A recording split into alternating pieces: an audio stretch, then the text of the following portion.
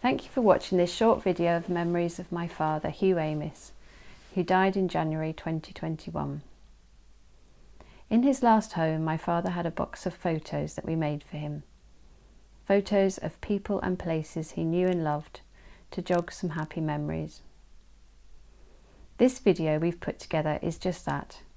It's our book of memories of a loved father, grandfather, great-grandfather, friend and co-worker in the gospel. And we've got memories that go all the way back. Let's start when he was a very young man doing his RAF service. I spent the greater part of my national service in the RAF at Hornchurch in Essex, where I first met Hugh in November 1949. We experienced a very rich Christian fellowship together until our demobilisation in summer 1951. With his very strong faith and witness, Hugh was of much tremendous encouragement to myself and several other airmen. In off-duty times, we supported the camp Christian fellowship. Off-camp, in the evenings or at the weekends, we visited a local children's home several times, a local church where I remember doing some open-air work with Hugh, and a winter, I think it was a London Bible College Extension evening course on minor prophets in Romford. We both had an interest in conjuring. Hugh was extremely adept at sleight of hand and taught me how, like himself, to produce thimbles at my fingertips. At Hornchurch, it was an old fighter station. There were these barrack blocks, very good. And Hugh and I were in a block called Blenny. I saw this young man kneel by his bed and pray in the barrack room, about 20 of us there. And I thought, why aren't you doing that, Don? So I thought, well, I will do tomorrow night, which I did. But the other interesting thing is this. Besides that, Hugh, this guy who I saw, he got these thimbles on the end of his fingers and they were suddenly appearing.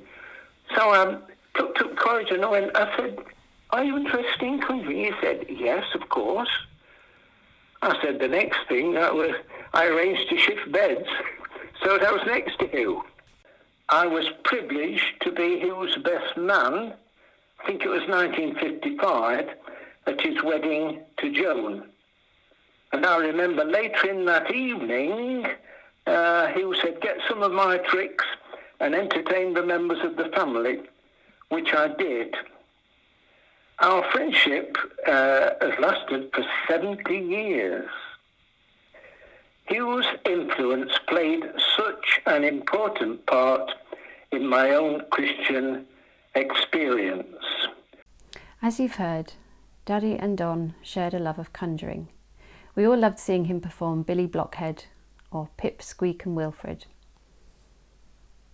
But one of his favourite tricks was called the Professor's Nightmare, and Phil Sweeting, a family friend, is going to perform it for us. Then we're going to hear from two of my father's grandchildren. Hi, my name's Phil Sweeting. I'm one of the ministers of Moneyhall Church in South Birmingham. I never had the privilege of meeting Hugh, but I've heard some stories about him and I know a few of his relatives. And they've asked me if I would just contribute to this day by showing you one of his favourite tricks. I'm sure I won't do it as well as he did, but hopefully it will remind you of some happy memories. And the trick's very simple. It involves 3 pieces of string. The first one is quite short. If you were here in person, I'd let you feel it and test it and make sure it's not stretchy or anything, but this is a video, so I could do anything. Second piece of string is this one. I call it a medium length piece of string. If you hold it next to that one, it looks quite long, but it's not long because the long one looks like this. The long one is so long I can barely even fit it on the screen in one go. That's just a shame that you're not with me in person. But the idea of this is that we take the ropes. We take all three of them. The short one, the long one, and the medium one. And we have three ends up here that you can see. Oh, let's try and get them in the same place. And three ends down here that you can see. And I'll show you the ends. There's the middles. And the weird thing is that if you hold them at a funny angle, the perspective makes it look a lot like they're all actually the same size. So it really looks like you've got 1, 2, 3 pieces of rope that are all exactly the same, or near enough exactly the same length. But of course, it's only an optical illusion. I can tell you by looking at them that this one here, well, that's the long one, and this one here, well, that's the teeny tiny one, and this one here, that's the medium one. If you don't believe me, forgive me for putting a piece of rope in my mouth.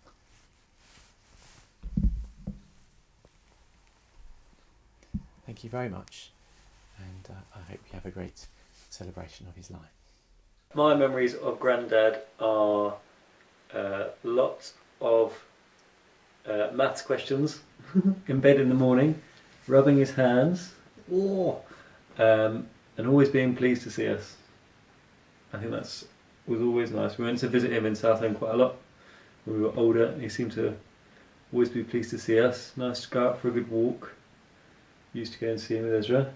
Yeah, we had lunch dates with Judith and me and Ezra every few months. I can't remember what the cafe was called, down on the seafront, or at the pavilion. And yeah, like the welcome he gave Ezra, and always seemed to remember, and he was so, happy to see him. Ezra was him really quickly. Yeah, he was always pleased to see us. And he always sent a nice email afterwards. I looked at my emails the other day. He said, "You must be very tired after having us over. He used to come to our house in Brentwood, didn't he, a few times?" We were very lucky, I think, because we got to know him as a kid and remember him as an adult.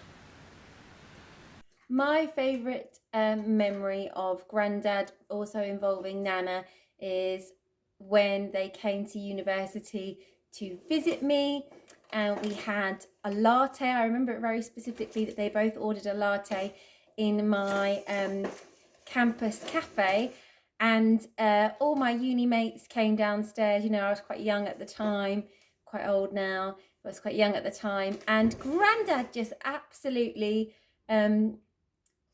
charmed everybody and was just so friendly and warm to all my friends, and they just all absolutely loved chatting to him. So that was really, really special for me. And also, hello, Theron.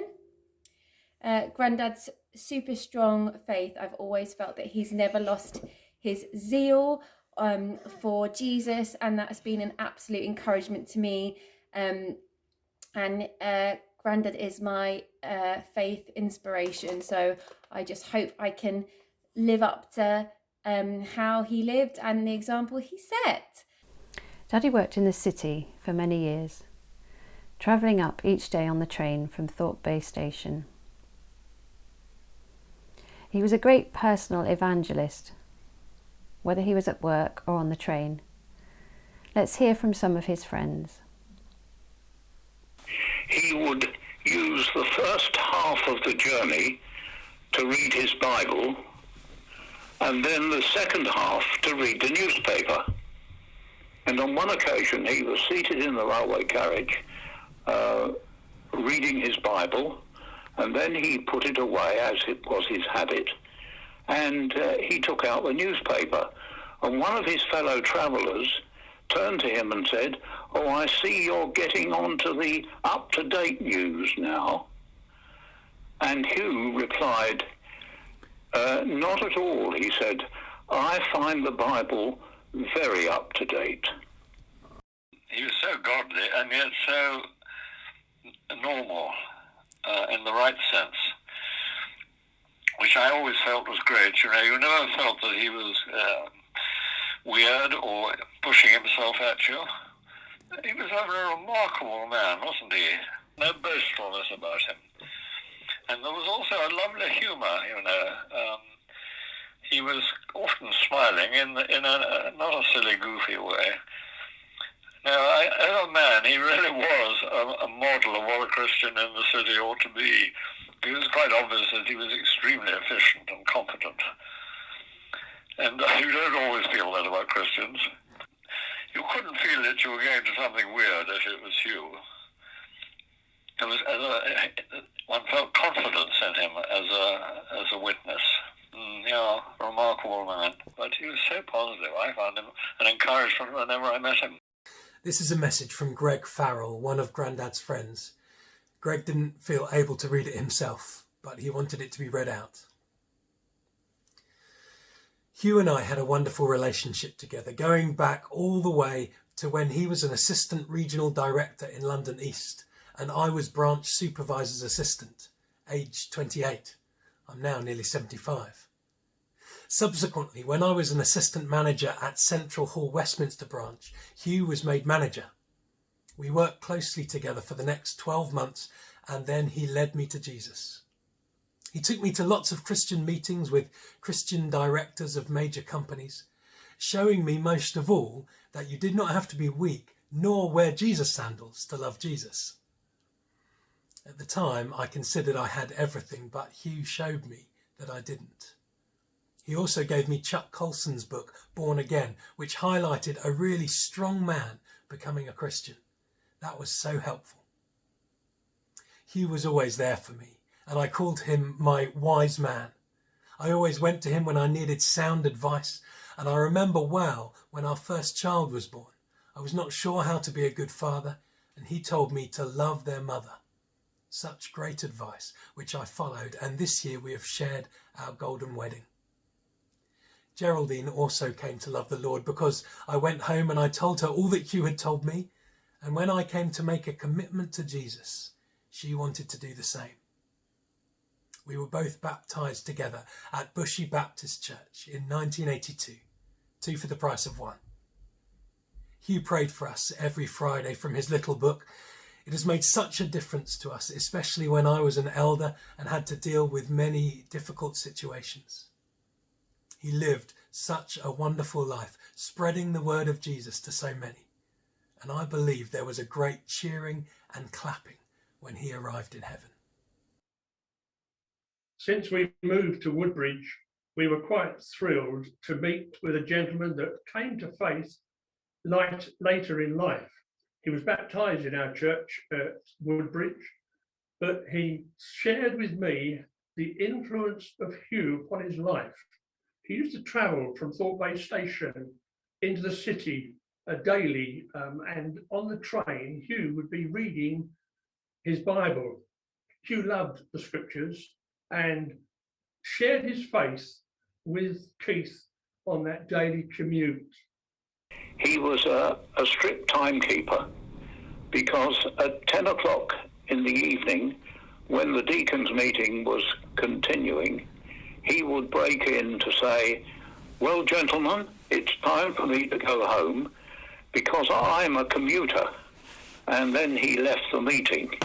So we got used to Hugh saying that it was time for him to get his shut-eye in so that he could be ready for the morning. I hadn't heard the saying that Daddy said, "I'm a commuter," but he was well known for many sayings. Probably the earliest one I can remember hearing was when he came home from his long commute up to London, and he'd always say, "What's for tea, diddly-dee?" And then when Adrian and I were going out as teenagers and he felt it was time for Adrian to go home, he'd quite often come into the lounge in his pyjamas and dressing gown and just say, "I'm putting the flowers to bed." And then when the children were small, and I think even recently he's been saying this to Sharon, the carer, he would say, "What noise annoys a noisy oyster most? A noisy noise annoys a noisy oyster most." And even in our last conversation on the phone at the hospital, when Daddy was suffering with jaundice, he said, "Itchy body's itchy, and I am itchy too," which is another of his favourite sayings. And we still say lots of these things that Daddy said. Even today, as we were getting ready to sit and have our lunch, we said, "Do sit down, thank you." All the time Daddy was commuting backwards and forwards, he was also serving as a Crusader leader. We're going to hear from a fellow leader he encouraged as a young man, and then from Claire Hendry, who heads up Urban Saints as Crusaders is now known. I joined Crusaders in 1965 when we moved into the area. And the pattern would be that people would grow up through Crusaders, then when it got to the age of about 16 to 18, they'd go off to university or to college and then would drop away from Crusaders completely. But I'd actually gone off to work at the age of 16 and still kept going to Crusaders. So I think Hugh perceived that I could be useful in leadership. So he took me under his wing, and we co-led the intergroup where the kind of height of technology was a flannel graph. And Hugh also encouraged me in leading other groups as well. And that was really quite something. Later on, he thought that I could lead the senior group along with Pauline, I think, at that stage. And we led the senior group which met in the church, in one of the rooms in the church, Sunday by Sunday, and that grew to be a very effective group. And for that age group, there was a thing called Crux, which meant that Crusaders, teenage Crusaders throughout the area, from Thorpe Bay, from Lee, from Eastwood boys, Eastwood girls, would all get together on a monthly basis for a programme of events. And Hugh and Joan were just amazing hosts. They were so hospitable in inviting people into their homes where it was a home-based meeting. And I still remember meeting around their house in Parkenor Avenue. But Hugh was always very encouraging. And even when Hugh had left Crusaders and got involved with Gideons and other activities, he was interested in the fact that I was going to be a Methodist local preacher, because he'd actually done that course himself. And he was very encouraging and always wanting to know how I was getting on with the preaching. And so from that point of view, he was a great encourager and mentor. He was a gentle person in the way that he actually led things, but he was also very firm as well. And I think that came across in one or two Crusader meetings, where there's a great argument about, we're going right back to which version of the Bible. Yeah, he went out of his way with young people, because I think he saw them, the future of the church was in them, and was always out to encourage young people through things like Sizewell, things like the Broads. He got involved with, I remember he and I shared a boat with a number of other Crusaders, including two from Eastwood Boys. My now brother-in-law was on the boat. And there was always a sort of certain amount of rivalry between boats, particularly between Hugh and Joan. It was really quite, I seem to recall there was even a water fight at one stage, but there was a certain element of competitiveness, but also very encouraging. They loved seeing young people involved. Here at Urban Saints, we are thanking God for the life of Hugh. Hugh was in a Crusaders class as a young person, and that's how he came to faith. From there, he went on to be a group leader for many, many years. Hugh was an absolute prayer warrior for Crusaders and Urban Saints. We are so grateful for the way in which Hugh tirelessly served young people over many years. There will be rejoicing in heaven because of the work he and Joan gave themselves to, the ministry of serving young people. At the funeral, we heard two of my siblings share their memories of Daddy, and we're going to hear their contributions now. I'd like to share some memories of a man we knew so well. But don't worry, I'll be brief, even though there's so much to tell. He was a wonderful man that meant so very much to all of us here today. We actually find it hard to believe that he's really gone away. So how is he known to all of us? Well, it might be Mr. Amis, Grandad or Hugh. But for four of us, he was Daddy, and his love for us we knew. We couldn't have wished for a better father. He was such a wonderful man. And over the years he lived, he extended his family clan. But let me go back a bit further to when he met a lady called Joan. Based in the RAF in Hornchurch, it didn't take long for him to not be alone. They went through a courting ritual and ended up falling in love. And then they went and got married and fitted together like hand in glove.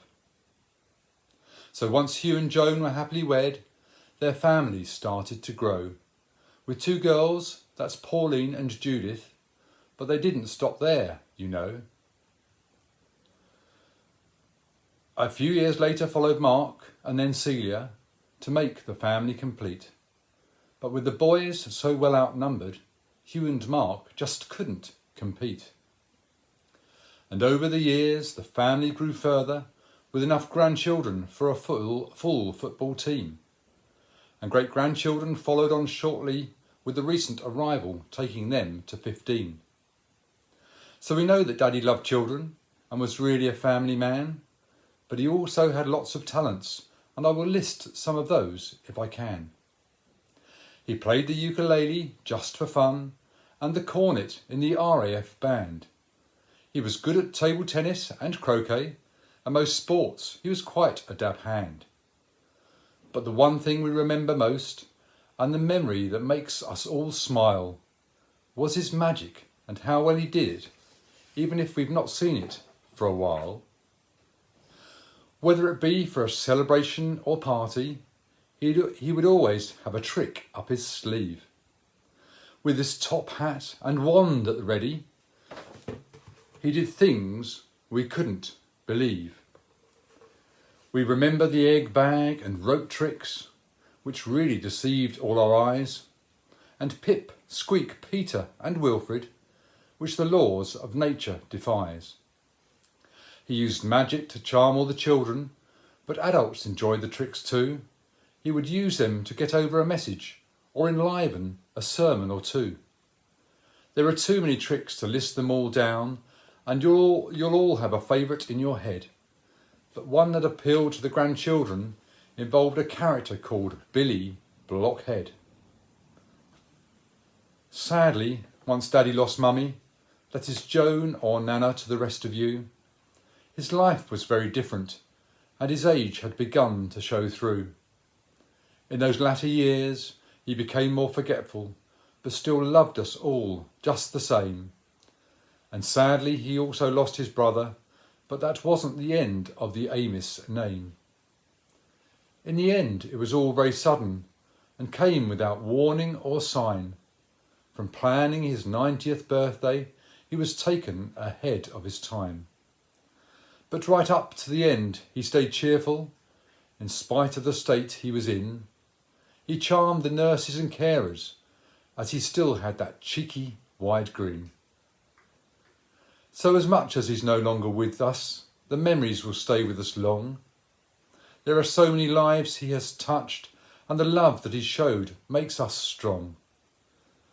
As we say goodbye to our Daddy, or Mr. Amis, Grandad or Hugh, let's celebrate this wonderful man who made us who we are too. 2 years ago, I was attending a random social event in Sevenoaks and amazingly met an elderly gentleman who had worked with my father many years ago. "I tell you what I remember about Hugh," he boomed, "his curly hair and his faith." Today, as we remember Hugh, we will all have different memories, but all of us will know that he did have a good head of hair, and indeed his Christian faith was pivotal to the way he lived his life. Hugh Derrick Amis was born in March 1931 to Gordon and Ethel. He had an older brother, Bruce, and they lived in Gidea Park. Hugh suffered from asthma and was quite poorly at times. He confided to me that his nickname at school was most unfortunate, Spewy Hughie. When the Second World War broke out, the family moved to Guildford. It was during these years that a school friend invited my father to a Christian youth group called Crusaders. This was the beginning of a growing faith which never dimmed throughout his whole life. When the family moved back to Gidea Park after the war, my father continued to attend the weekly Gidea Park Crusader group. He made a personal commitment to follow Jesus and found that within the local Brethren Chapel there were people who were like-minded. This included the pretty pianist whom he thought looked rather lovely. She became his wife in 1955. Hugh and my mother Joan were married for nearly 60 years. But going back to school days just for one moment, he was sent to Brentwood Public School for boys on the return from Guildford and found it quite difficult to settle in. He was 14 by this point, and as he said, this was a tricky age to make new friends. His academic work was not great either, and we have a school report which he loved to laugh about.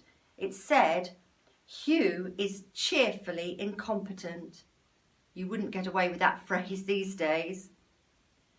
As we all know, he was indeed always cheerful and was certainly not incompetent. He joined Midland Bank at the age of 17, at the same rank as Pike from Dad's army.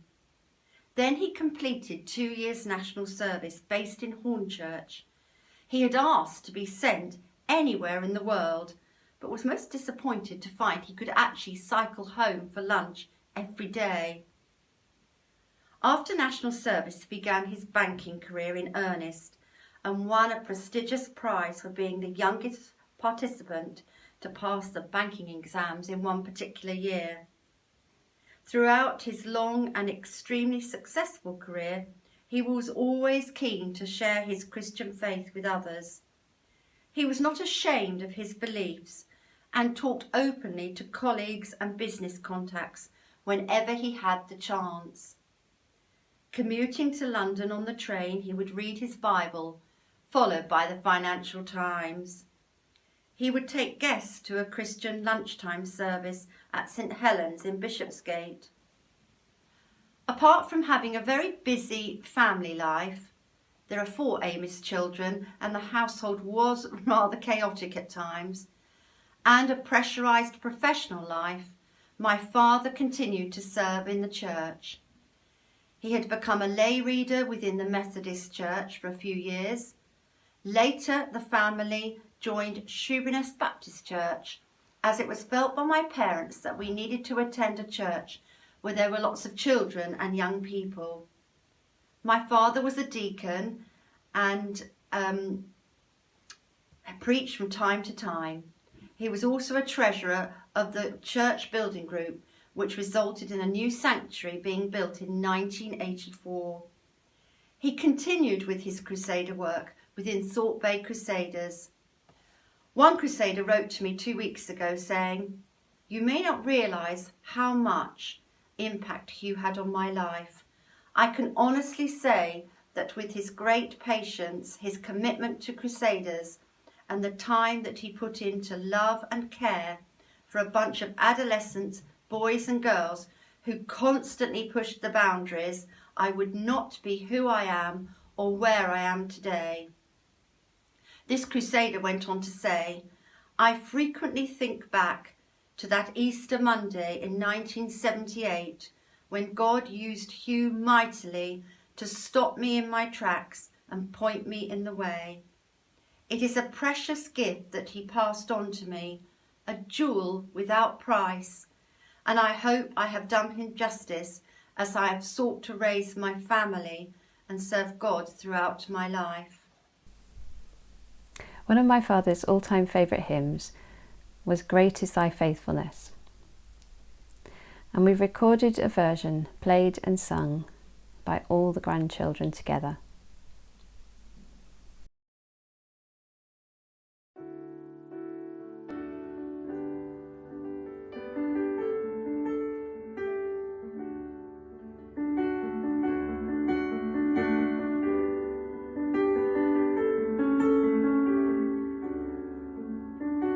Great is thy faithfulness, O God, my Father.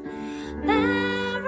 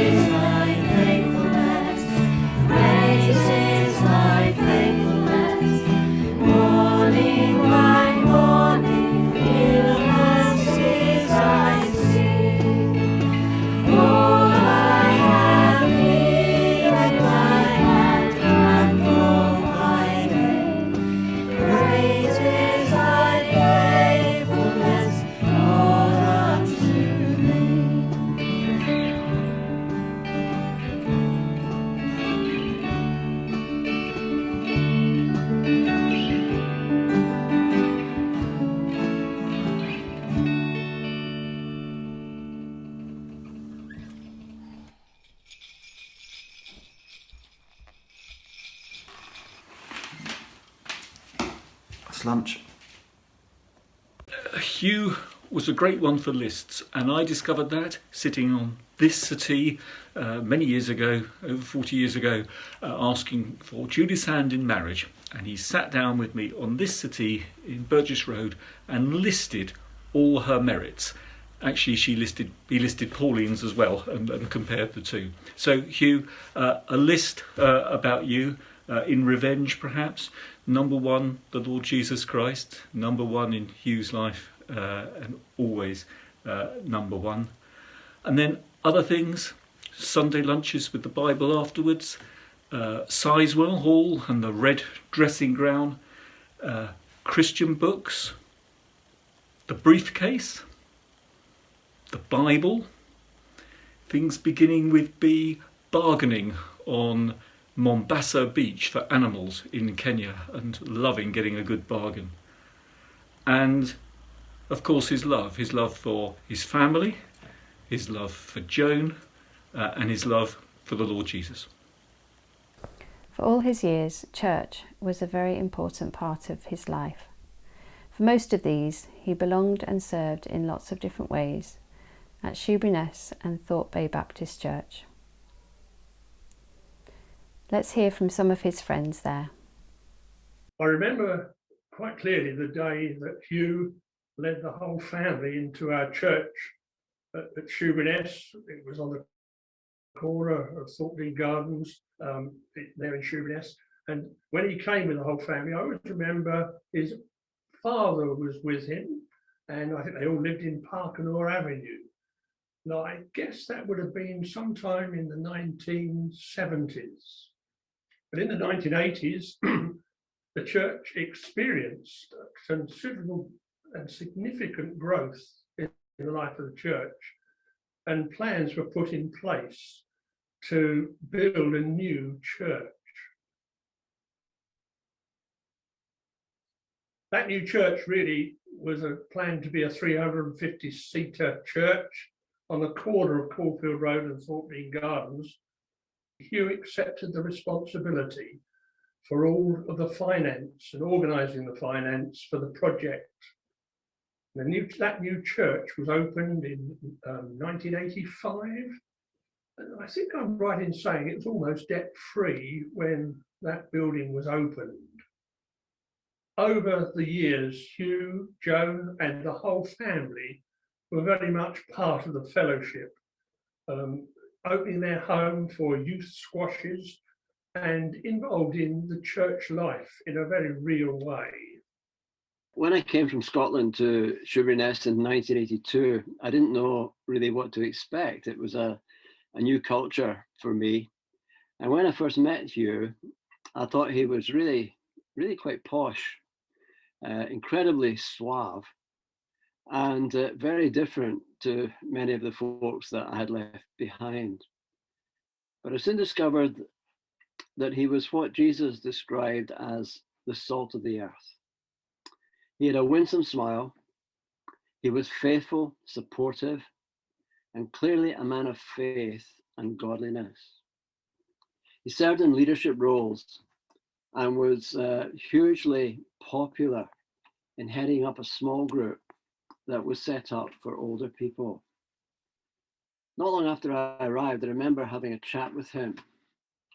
The charismatic movement was still relatively in its early stages of making an impact in churches like ours, the mainstream churches.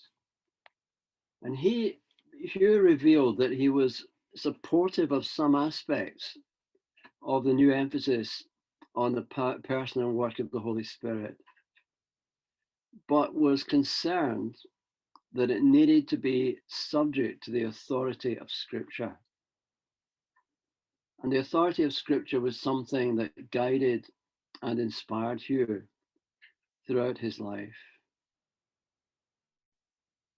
And the wisdom of what he said that day had a really quite profound effect on me and an influence in the way I tried to lead the church forward. Hugh was faithful, he was supportive to Joan especially, and clearly had a great love for his family, who he talked about with great pride. I'm convinced that Hugh truly was salt of the earth, and I feel privileged to have had him as a member of our church, to have benefited from his support, and to have been encouraged by his godliness. People like Hugh are really quite hard to find in many churches, and it was just such a privilege to know him, and I thank God for him today. I guess rest myself. Our abiding memory will always be their involvement with us in the home group that we had the privilege of leading. Hugh was always very supportive, and his calm, gentle presence was always so greatly valued. As a home group, we used to have weekends away, and we came to the church down in Yateley on a couple of occasions, staying in a hotel. And I always remember on one occasion we were out on an afternoon as a home group, and we were desperate for a cup of tea. And we called a pub in Finchingfield, the only place we could find open for a cup of tea. And there on the bar was a live cockerel. I can still remember Joan panicking at the sight of this bird in the midst of us with a cup of tea. But Hugh, in his own inimitable way, just poured the calm on the troubled waters, and soon the feathers soon settled. Hugh, in my opinion, and I'm sure others will reiterate this, was a true Christian gentleman who was prepared to share his faith whenever and wherever it was possible to do so. When he took early retirement, my father stepped down from his Crusader work and got more and more involved in Gideon's UK, distributing Bibles around the town. Let's hear a little bit more about this passion. Hugh served as a Gideon for many years, and one of the areas that he was interested in going, and very importantly, he found it to go to schools, and he would usually take a conjuring trick with him in order to get the attention of the children. But he would then tell them a story, and he would usually have a very good audience because the children really enjoyed listening to him. One of the places that he went to, especially with me, was the special school in Eastwood, where children with learning difficulties attended. And there he would use his conjuring tricks to the great delight of the youngsters, who found it difficult to understand sometimes the stories that we were telling them. But nevertheless, he was always very welcome there at Eastwood. Hugh joined the Gideons in 1988 and was for many years an active and well-loved member of the Essex South East branch. He held many diverse roles in the branch during his time, and he was branch treasurer, chaplain, church relations officer, and training and recruitment officer. He had a keen interest in the schools ministry, and records in the year of 2005 show that he made presentations to 4 schools: Cecil Jones, Southend High School for Girls, St Thomas More and Belfairs. And in that year alone, 832 testaments were given by Hugh to children in what is now called Year 7. Who knows what good will have come from those seeds planted 16 years on and being in the middle of a pandemic. So Hugh has left a great legacy of active service for God, and only eternity will reveal the fruit of his labours. You'll have seen by now that my father was not only a strong family man and keen Christian, but a wonderful role model to all those he met. Let's hear a few more memories from family and friends. Grandad was the best granddad anyone could have asked for. He was kind, He was generous and wise. His Christian faith was the foundation of who he was as a person, and I love hearing stories of how he shared his faith in the city. And now, as I work in the city a few decades on and understand the pressures of working there, I'm amazed at how he shared his faith so unashamedly. I have so many great memories of Grandad. One in particular, we used to play golf together at Garron's Golf Course in Essex, and the 9th infamous hole where you had to get over the water, I would often top it straight into the water and he'd get a ball out of his pocket and drop it on the floor and say, just have another one, we won't count that. And also at their garden in Nordale, me and my sister B used to jump over the garden bed while he was in the kitchen, and we tried to do it secretly without him shouting at us. And if he did spot us, we'd quickly try and run and hide to another part of the garden. But yeah, he will be sorely missed. He was a great granddad, a great person, and now I'm sure heaven is having a great party now that he's joined them all. It's difficult to condense 40 years of memories into just a couple of minutes, but I suppose that the characteristic that comes most immediately to mind when I think of Hugh is generosity. He was an immensely generous Christian. I don't just mean the wad of notes that he carried in his back pocket and from which he used to peel off every time you visited, like some kind of evangelical Arthur Daly. No, he was generous with everything that he had. His time, his house, for example. For example, when Celia and I decided to go into Christian ministry, we didn't have much money, and we knew that the first years especially would be hard work financially. But Hugh willingly stepped in, and we're serving in Christian work now, at least in part, because of his generosity. I know also that over the years he supported many Christian organisations. That's another mark of his generosity, and inevitably his indirect influence was way beyond what most of us knew or experienced. So I'm thanking God for a generous believer, and it is a challenge to me to go and do likewise. Hello, I would like to read some memories that family and friends have shared with us. This is from Tim Rowe, an old family friend. You may not realise just how much impact Hugh had on my life. I can honestly say that without his great patience, commitment to Crusaders, and the time that he put in to love and care for a bunch of adolescent boys and girls who constantly pushed the boundaries, I would not be who I am or where I am today. John Gillett, a member of the family, wrote this. Hugh was greatly esteemed and loved by all whose lives he touched. I have great personal memories of Hugh, not only entertaining us youngsters with some of his magic tricks, but how uniquely gifted he was to rivet the attention of an audience of children to his Bible message.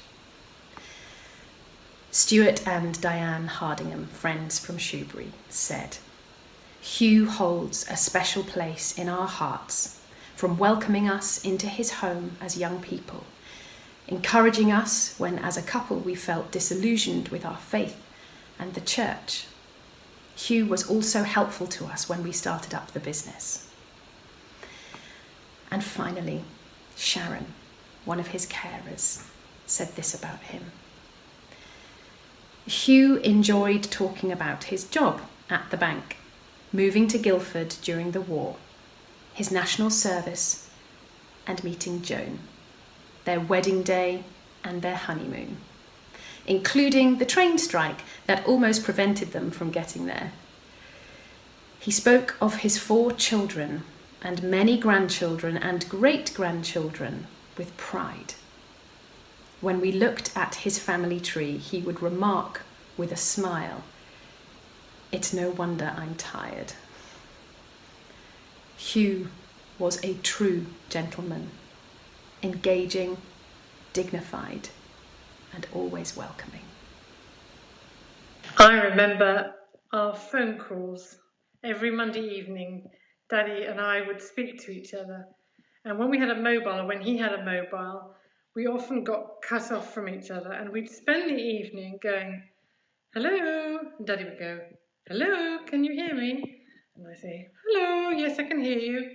Can you hear me?" And then we'd have a 2-minute conversation, and then we get cut off again, and we would start the whole thing again. Hello, hello.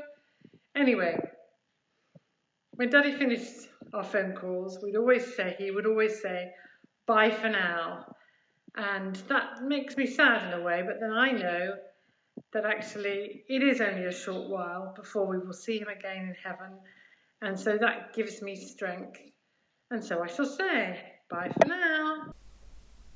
At the funeral, we watched a short montage of photos of Daddy. We've included them here for the memories they contain. They're accompanied by another of his favourite hymns, Blessed Assurance. Then we're going to hear a short closing thought from Adrian, one of his sons-in-law, as we draw to a close. Thanks for watching.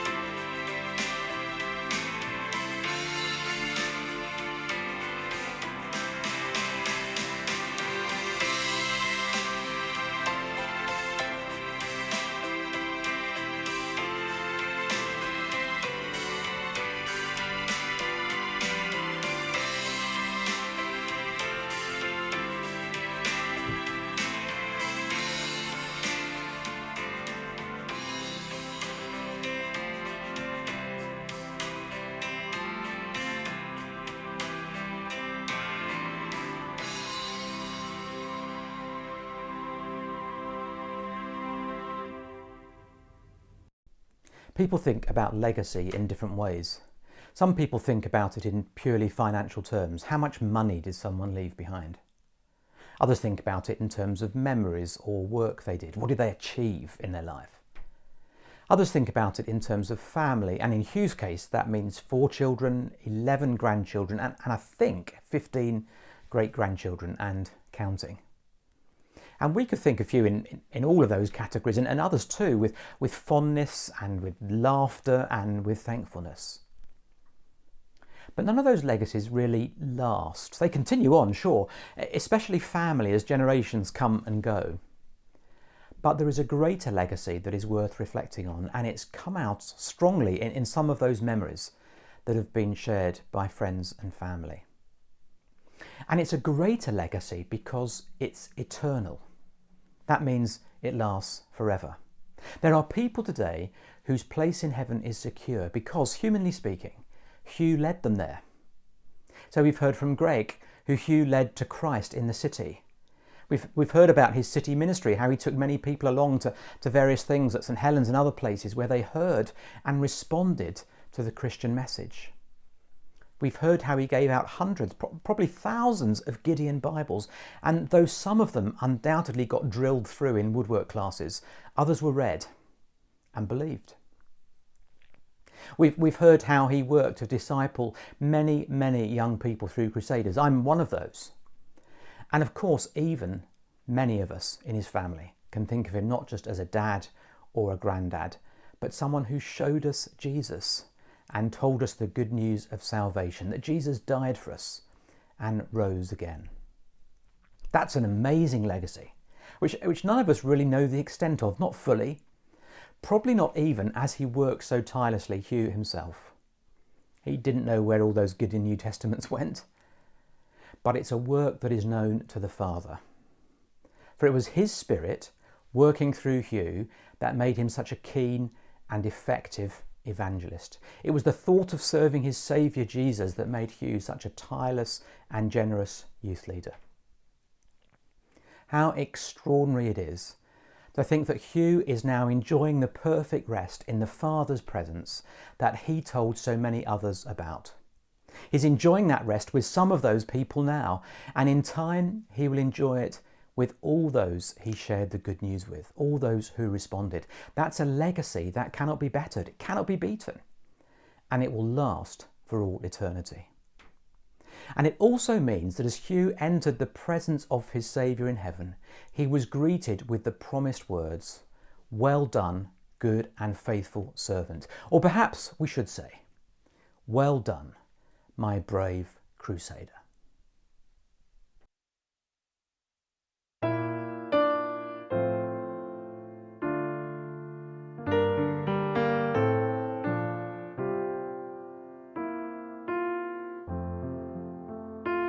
The Lord have need of me, his soldier I will be.